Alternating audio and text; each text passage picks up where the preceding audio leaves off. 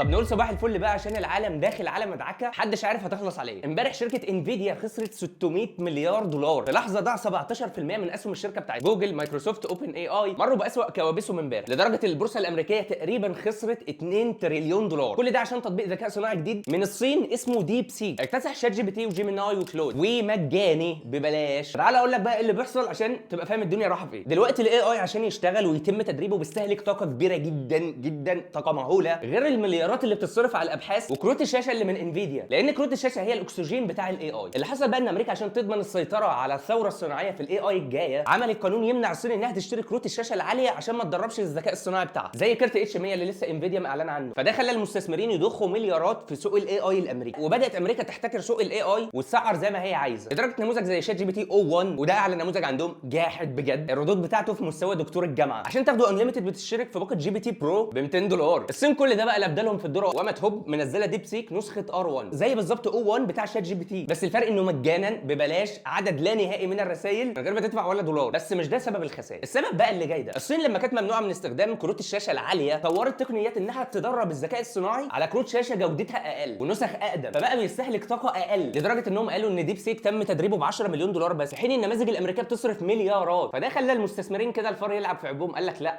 احنا كده بنتخزوق رسمي، هوب كله بدا يبيع اسهمه ويسحبوا فلوسهم عشان يستثمروها في سوق الاي اي الصيني، وده اللي خلى البورصه الامريكيه تخسر امبارح بس 2 تريليون دولار. الفكره بقى في اشاعه بتقول ان الصين صرفت اكتر من 10 مليون بكتير جدا، بس هي بتقول كده عشان تضرب الاقتصاد الامريكي، ودي لو بجد هتبقى اسرع حركه في القرن العشرين. فانت قول لي رايك فيها برضه. وعامه اللي حصل امبارح ده نقدر نقول انه بدايه الحرب البارده الثانيه رسميا بين الصين وامريكا على الاي اي، واحنا كعرب لو ما حاولناش نلحق الناس دي فاحنا مش هنبقى متاخرين 200 سنه، لا احنا هنتاخر 2000 سنه. وعشان انت كمان ما تتاخرش فاعمل لايك وفولو وشير. كان معكم هاني شاكر حسن شحاته.